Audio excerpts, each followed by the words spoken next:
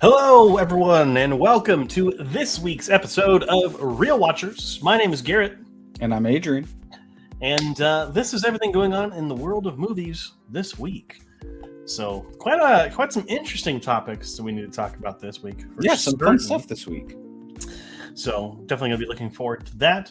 For anyone watching, if you have any questions, comments, concerns, criticisms, or anything, please make sure to comment them, and we will get to them at the end of each segment. If there is anything left to answer, we appreciate your patience on those.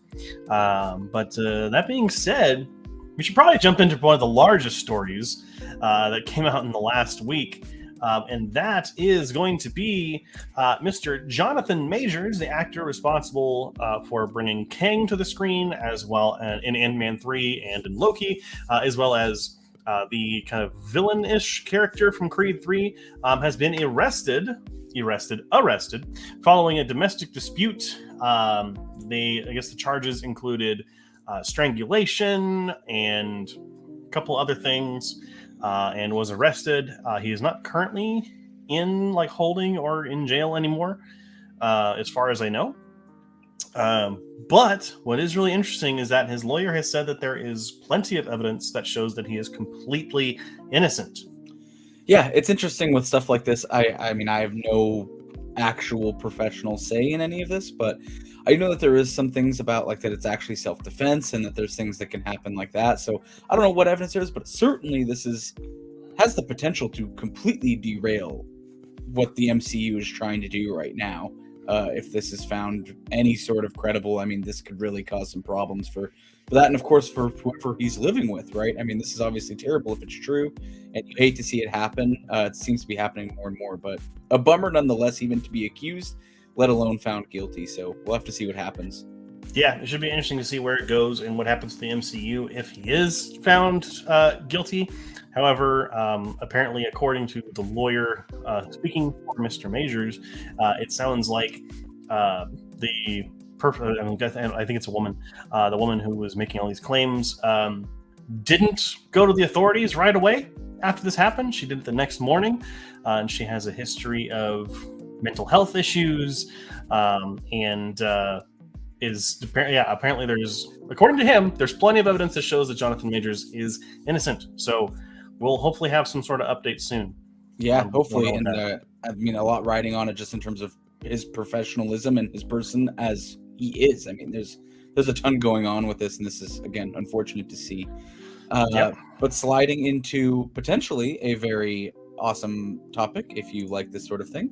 John Wick Chapter 4 has the franchise highest opening ever, as well as the highest reviews out of any of the 4 John Wick movies. I have yet to see it, but I did just binge watch the 1 through 3 to kind of prep myself for it. I do hope to get the chance to see it in theaters. I'm trying to get out there, but I have no doubt that it's a great film based off of everything I'm hearing. Yeah, I did have the chance to go and see it this weekend, which I will talk a little bit coming up soon here. But this is not really a surprise. I think that John Wick Chapter 4 is the highest anticipated movie this month, for sure. Probably now, also the D&D movie this coming weekend is getting a lot of hype as well. So we'll see how they fight against each other. No pun intended for any of those things. But yeah, it's very exciting to see this, and proves that the franchise is still going strong 4 movies in, both in ratings and in box office numbers. So yeah, I mean, I think it's just right. I think it's almost some form of new Matrix type movie where it's just Keanu Reeves being the one in a different form, and it's super satisfying to watch all the choreography and everything. Rewatching 1 through 3 definitely sparked the energy again that I got from watching them in theaters the first time. So I'm really looking forward to it. Yeah, I definitely need to go back and rewatch the first 3 for the sake of... The first one's an absolute masterclass in how to make an action movie. It is just so good. The setup is perfect. And it's a self-contained movie. It's just one story. It didn't need a sequel. And then the sequels came out and made it better. Yeah. So it's just crazy how they're able to one-up the movie, everything, every time. So, but speaking of awesome news, for those of us who are into this director, Martin Scorsese's next film, Killers of the Flower Moon, is releasing in October. this is some pretty big news. This means it'll be a pretty heavy award season contender. We'll have yet to see how that is going to go. Leonardo DiCaprio is starring in the film, along with a couple other cast members, but most importantly, the Renaissance is still going because Brendan Fraser is in a Martin Scorsese movie, and I could not be more excited. Yeah, honestly, I expect Brendan Fraser to get quite a bit of attention. I mean, obviously, he just won Best Actor, so I definitely think that we are back, and he's back. So I'm really excited. I think it's definitely going to be up in the air on how he handles these other roles. I know The Whale was a huge one, but I would really like to see how he is in this movie. Just to kind of see if that's something, right? Did they strike gold once, or are they going to be able to hit it again? And is he really, really back? So I'm looking forward to it. Yeah, can't wait to see what's going to happen with this film. Yeah, and speaking of big movies, potentially, Liv Tyler actually joins the Captain America New World Order, keeping the role from the Incredible Hulk. I find this interesting. I don't know. I feel like all the Captain America stuff that happened after the initial MCU arc, I've been kind of iffy on. So, and I was also iffy on She-Hulk. So the combination doesn't really stoke the flames for me, but I think it's interesting that they're tying things in again to each other the same way the MCU used to, of kind of that interconnected roles popping into each other's things and stuff like that. So interesting. Well, this kind of makes sense just because, I mean, Thunderbolt Ross, who was in The Incredible Hulk, was also the Secretary of Defense in Endgame and other Marvel films, so his role carried through. But also Tim Blake Nelson, his character from The Incredible Hulk, is the villain of this movie, the leader. So it kind of makes sense that Liv Tyler would be coming back. Also, very interesting. I believe Liv Tyler's character is a red version of She-Hulk in the comics, if I'm not mistaken. That is correct, or a gray version, it's like a red She-Hulk.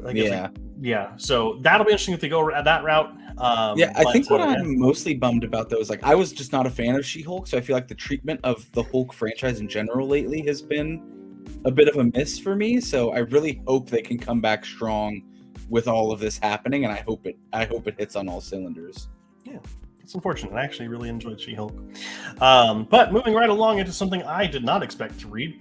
That is Questlove, the drummer for Jimmy Fallon's band, The Roots, as well as the director of last year's Best Documentary winner, Summer of Love, is directing a remake of The Aristocats for Disney, an animated film that I did not think was going to get a live-action remake. This is riveting. I'm so excited for this. This is one of Cassidy's favorite movies.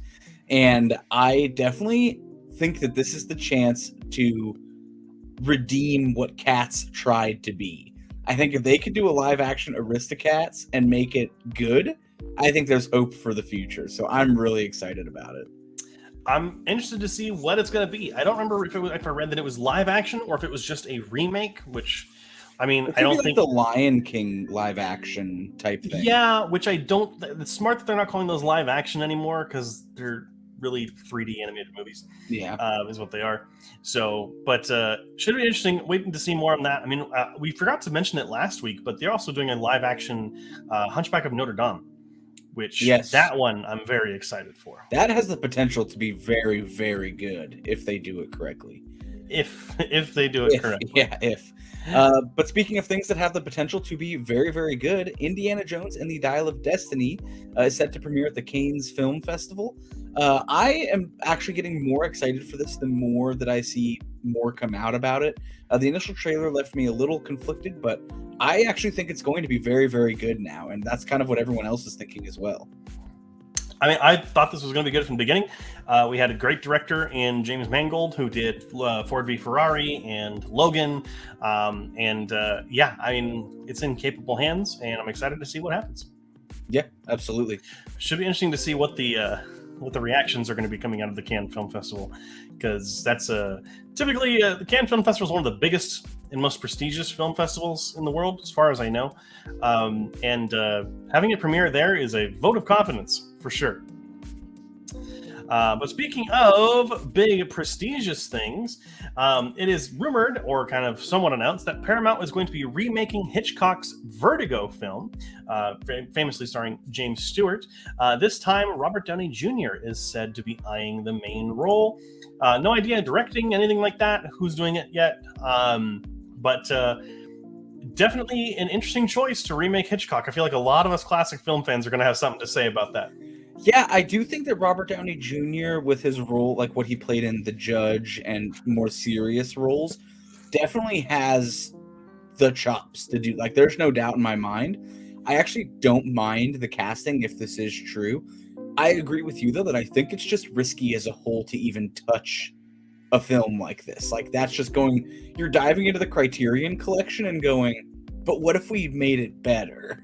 And it just seems like a dicey move. Yeah, I mean, I can't say I'm not excited at the prospects, but we saw what happened with the remake of Psycho, and that did not go well. So, fingers crossed, right? That's all we can do.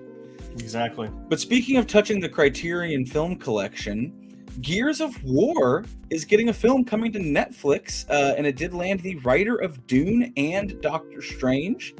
So this is incredible. Obviously, no Hitchcock film yet, but I am hoping that it recaptures something the opposite of what the Halo show attempted to do. I hope that this definitely lands at a better middle ground and sticks to something unique. I think Halo was a bit of a misstep for video game shows and movies, but we've had a lot of success with video game shows and movies, especially in recent The Last of Us and Arcane and things like that. So I'm really hopeful, and I definitely think the Gears of War has enough story similar to The Last of Us to flesh out a feature film. I really think there's enough there and enough teamwork in that. So I'm looking forward to it. Yeah, and I mean, it's kind of interesting that it's John Spates who obviously co-wrote Dune, which we both loved that movie. You gave it your film of the year in 2021. Yeah. Also co-wrote Doctor Strange, which is one of my favorite solo MCU films, but also did write the Tom Cruise Mummy film. So bit of a misstep again. Bit of a misstep, but hey, everyone can have missteps. That's not that big of an issue. But this is definitely an exciting development. I mean, Netflix is really dipping its toes into video game adaptations, and it's okay. They're doing them right. Arcane, Castlevania, Cyberpunk, Edgerunners, they're nailing them all. Don't say The Witcher. The Witcher is an adaptation of the books. I know who all of you are out there. Yeah, very, very excited for this. Yeah, I remember specifically in the second one, there's so much lore and story that plays out between 2 and 3. It really becomes more than just kind of a shooter. So I'm really excited to see what they do in the hands of such a good writer. Again, we know about the misstep, but Dune, obviously incredible storytelling in the remake. So I'm really very on board. And I do think, though, it also could be a nice stepping stone because, like, Gears of War is not, like, super crazy. I mean, it's obviously soldiers fighting against an alien enemy. But I think that it could be a nice stepping stone into Amazon's upcoming Warhammer 40K cinematic universe, which is like, that's a big lore step. This is kind of an easier thing to digest, but it's still like powerful people in armor shooting aliens. So it could be an interesting little stepping stone. Not planned, obviously, but it could be a stepping stone. Sure. And speaking of things coming out and potential, we have a ton of trailers that came out this past week. The list is longer than my arm, I can see, but I'm just going to pick a couple of highlights that I wanted to talk about. First, I thought I was going to be very into the upcoming film 75, thinking that it was following the hit 65 that just came out. Turns out they are unrelated, so I will probably not be seeing 75. A film that I am excited about, but it is not the top of my list, is Big Shark. Love to see that coming out. The trailer looks absolutely hilarious. And amazing. But the number one out of this entire list that I'm actually really interested in is The Black Demon. It looks like a large shark movie. It looks really well done. And the cast isn't anything to joke at either. I mean, they've got a pretty star-studded cast for this movie. So I'm definitely up for it, and it looks really fun.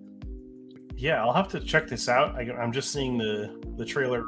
I'm seeing it on Google here. I hadn't even heard of it before today, so I'll have to check that out.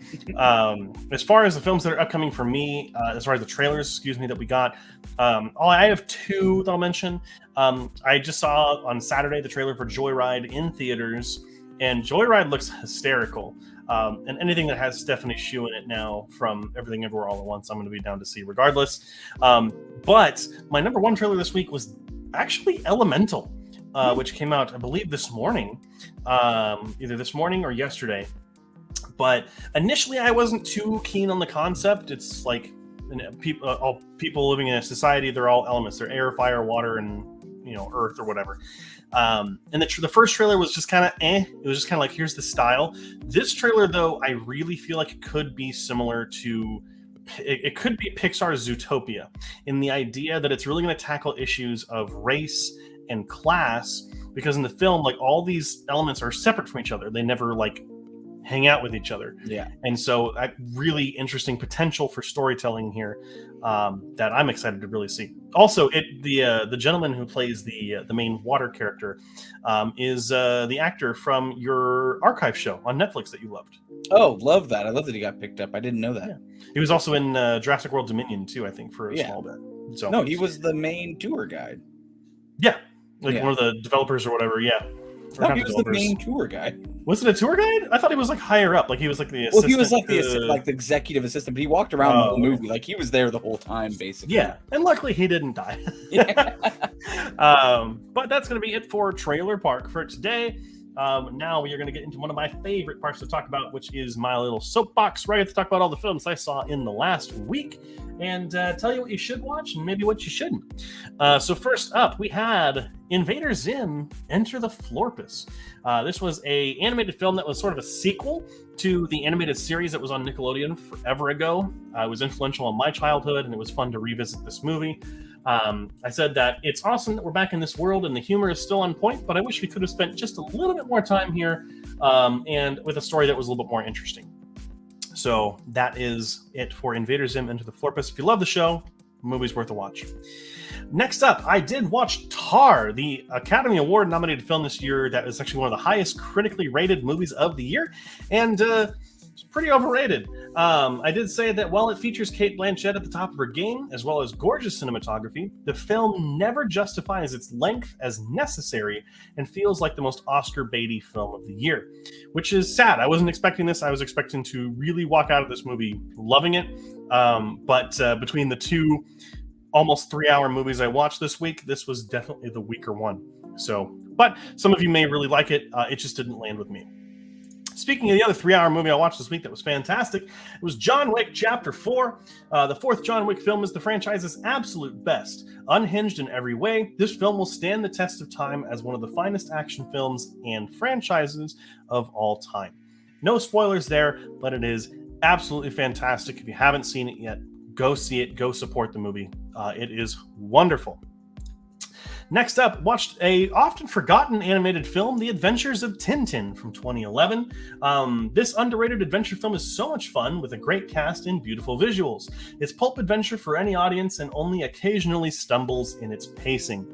Now, Adrian, I do need to actually talk about this for a second. You need to know the stacked list of people that are involved in this movie. Directed by Steven Spielberg. Produced by Peter Jackson. Yep. Written by Edgar Wright and Stephen Moffat. Stephen Moffat wrote the more popular Doctor Who stuff and Sherlock. Has Andy Serkis in it. It's got a John Williams score. It's got Simon Pegg and Nick Frost in it. Daniel Craig. This movie it's fucking stacked. It's amazing that no one remembers this movie. Oh, I do. And I remember it specifically for the fact that it was able to get past the uncanny valley for me. Instead of Steven Spielberg making characters that like tried to look human, he almost made me feel like I was like in that world and like, oh, maybe this is just how this world looks. And I remember it specifically looking amazing and having a great story. And I definitely didn't forget it. I think about it often. Yeah, it's a fantastic movie. If you haven't seen it for a while, definitely recommend it. It also has one of the best chase sequences in any film. It's a one take in an animated film, and it is awesome. Yeah. Speaking of awesome animated movies, next up is Kung Fu Panda 2. Beautifully animated and wonderfully told, Kung Fu Panda 2 is a major triumph due to an incredible villain, better stakes, and a story that doesn't go in ways that you'd expect. I didn't really like these movies when I first saw them when I was younger, but going back to them now and having a full understanding of everything that happens, these movies are fantastic. Go back and watch them if you can, because we're getting a fourth one, and I can't wait to see what they do with it. Finally, we have Fantastic Mr. Fox. This is the stop-motion animated film from Wes Anderson, same director as Grand Budapest Hotel, said that Fantastic Mr. Fox is visually unique and endlessly charming. Wes Anderson's first stop-motion film is such a good time that after its short runtime, you'll be begging for more. So highly recommend watching that one. If you want to check out any of these reviews in more detail or anything else that I've reviewed or covered, you can go to my Letterboxd down below. Probably the best way to get in touch with me and see what I think. So awesome. That is that. Adrian. Well, yes. I'm so glad that you know Adventures of Tintin. I like that. That warmed my heart. I'm not gonna lie. Oh, it's a great movie. I think, yeah, I don't remember it being a flop. I remember it doing pretty well, but I also didn't pay attention. So true. Thank you for sharing what you have watched. Now let's go ahead and take a look at what you can watch in the upcoming weekend and before our next episode, basically. So I've actually decided to expand this to include things that will happen before you see us next. So that way you'll know that everything is coming out kind of in between there, and then we'll just pick it up and you won't miss anything. So starting off this weekend, coming out on Friday, we have Dungeons & Dragons: Honor Among Thieves. This is going to be a wide release. Obviously, it's going to be a huge flagship. Been getting really good reviews. If you're unfamiliar at all, it is an action-adventure fantasy. A charming thief and a band of unlikely adventurers embark on an epic quest to retrieve a lost relic. But things go dangerously awry when they run afoul of the wrong people. This one looks super, super interesting. I mean, I've played D&D before, so I'm really looking forward to it. And I've heard good things. Another one coming out next Wednesday, but another huge one, is the Super Mario Bros. Movie. This is going to be a wide release, action-adventure comedy. A plumber named Mario travels through an underground labyrinth with his brother Luigi, trying to save a captured princess. Feature film adaptation. Obviously, this is a popular video game. If you're unfamiliar with Mario, which would be, I feel crazy, but I don't want to call anybody out. But that is what it is from. It is from a video game. And actually, based off some of the trailers, looking really, really good. We also have coming out on Friday, Spinning Gold, a biography music movie. Along with a ragtag team of young music lovers, Casablanca Records would rewrite history and change the music industry forever. Their mix of creative insanity, a total belief in each other, and the music they were creating shaped our culture and ultimately defined by a generation. This one I had no idea was coming out until literally like 2 days ago, and I'm actually really excited for it. I think it looks really good, and I'm a fan of the cast as well. Then on Friday, we have 1001, which is actually really funny because I play Destiny so much. I actually typed it in the notes as 1,000 voices, which is a weapon from the game. And then I was like, what the heck? But that was really funny. But it is a crime drama mystery. It is based on audacious and free-spirited Inez, who convinced with necessary crime on what is this? What did I type? Who convinced the necessary crime on the path to redemption and kidnaps 6-year-old Terry from the foster care system? Wow. That was a tough one for me, guys, but the movie does look really good. That one is going to be in moderate release, so if it's playing near you, definitely go check it out. It's not limited per se, but it's not going to be in every single theater across the nation, so more chance of seeing it than a limited release, but still not going to be everywhere. Then also a moderate release coming out on Friday, we have His Only Son in historical drama. Abraham is commanded by God to sacrifice his son and finds his faith tested during the 3-day journey to the mountain of Moriah. This one I haven't heard too much about it. It looks definitely more like an indie type of film, but it definitely looks like it has some important messages that it's trying to push. So if that's something you're into, again, moderate release. So definitely try to check it out at a theater near you. Then moving on to some limited releases, we have On a Wing and a Prayer coming out next Wednesday. It's a drama mystery thriller. After a pilot dies unexpectedly while flying the plane, a passenger is forced to land the plane safely in order to save his entire family. This one seems a little bit like the movie we just got, which was, I believe, like Airplane or something, with the guy Gerard Butler. Kind of feels like that movie kind of remade a bit, but a little bit less kind of high level, but limited release. So if that sounds interesting to you, then definitely go ahead and check that out. And then we also have limited again on Friday this week, Trinket Box, a drama horror thriller coming out, an actual scary movie, it sounds like. A newlywed interracial couple moves to a new home set starting new beginnings, but an historical evil locked away for years is about to break free and wreak havoc on their relationship and their lives. I'm always down for a horror film. I've been watching them recently. It just kind of feels like the weather for it. So I'm actually really excited for this. I might try to find a theater that's playing this. Alrighty. Yeah, I mean, it's cool to see some of the stuff that's coming out. D&D, I think, is going to rule the weekend. Super Mario Brothers is next Wednesday? It's not this Wednesday, right? Okay. It said next Wednesday, yeah. Okay, cool. I just wanted to double check because that threw me for a loop. I was like, wait a minute. And I kept checking like my local theater. I was like, is it playing? But yeah, definitely excited for D&D. And what was it? Yeah, I saw a trailer for that His Only Son movie. It looks just like one of those dime a dozen religious movies that come out in like Fathom events or whatever. So, but if that's something you're into, it is moderate release, so it might be playing near you. You never know. Yeah, definitely depends on the area, demographics wise. So check that out if you're into it. But that's everything coming out this weekend. Let's take a look back at last weekend, and shocker, John Wick Chapter 4 is at number 1 from last week's box office figures, bringing in $73 million. And this is interesting, a resurgence for Creed 3, jumping up to second place with $10 million. We have Shazam! Fury of the Gods at number 3 with a major dip, going from 30 million to 9 million in its second week. In fourth place, we have Scream 6, bringing in 8 million, still pretty respectable. And 65. The fact that 65 is still on this list is mind-boggling. Well, and it's getting a sequel with 75. They're doing apparently, that has nothing to do with it. No, I actually think it's so funny seeing Creed jump around, especially like taking kickboxing and stuff, knowing how long boxing matches go, that I feel like it was doing a boxing match with the box office bracket. Like, it was losing for a bit last week, and now it's got its fire back. It went to its corner, got hyped up, got some blood on its knuckles, and now it's back at the second slot. Yeah, could also be, like everyone heard about Jonathan Majors, and they're like, hey, we got to go to see it in theaters before it's pulled for some reason. That could also be a reason why. It was Michael B. Jordan that filed the suit based on the movie. Like, it bumped up the spot. He's like, yes. Alrighty, well, that's it for last weekend.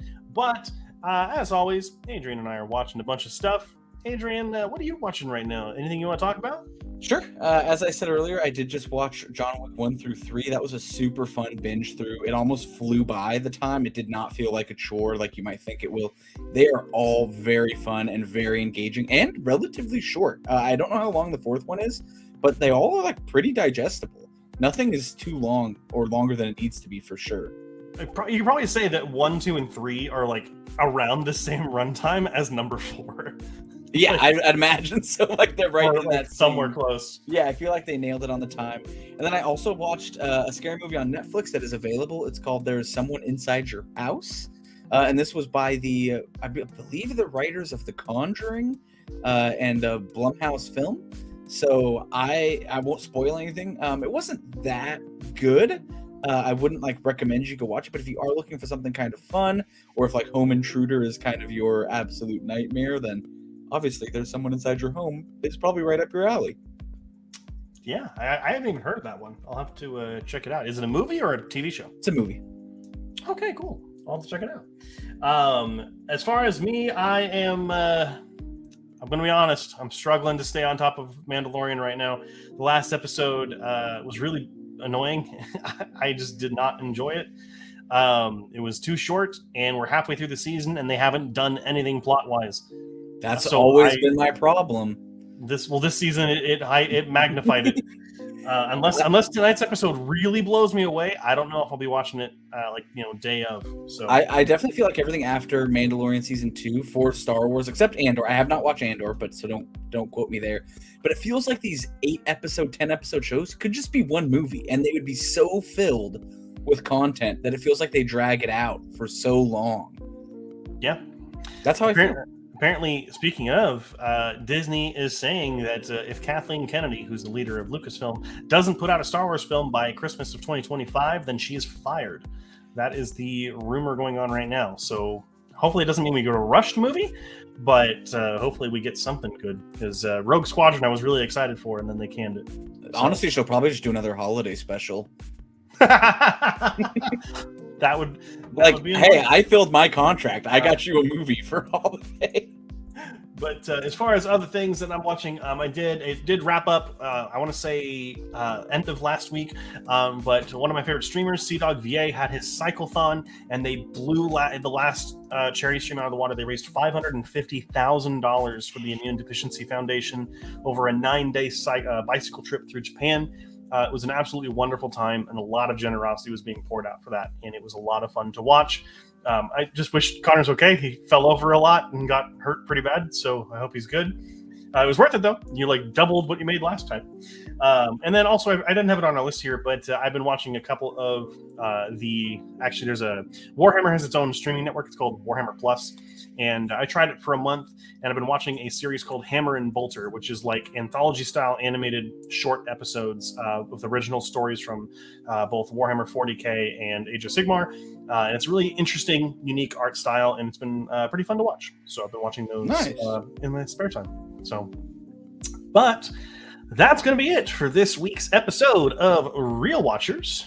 Adrian, where can people find us if they want to follow us online and know when we go live? Yeah, on Instagram at Real Watchers. That's our handle. We post every time we're going to have a live stream, which is every Tuesday at 7 p.m. And also, if you want to comment there or chat or tell us a suggestion or news that maybe you have an inside scoop on, anything like that, if you just want to get to know us, that's where you can find us. We post there again every Tuesday when we're going to go live at 7 p.m. We let you know there, and you can click a little reminder button that'll actually let your phone give you a little notification 10 minutes before we go live. So you can kind of, I don't know if you race home for this, but you can. You can zoom home in 10 minutes. Zoom on home, race on by, and come on in. Yeah. I don't know where I was going with that. Anyhow, thank you so much for watching this episode of Real Watchers. We'll be live next week again at 7 o'clock. Hopefully we got a lot more interesting stories to talk about. There seems to be no shortage of interesting happenings in the world of movies. Make sure you tune in next week. And until then, keep your eyes on the screen.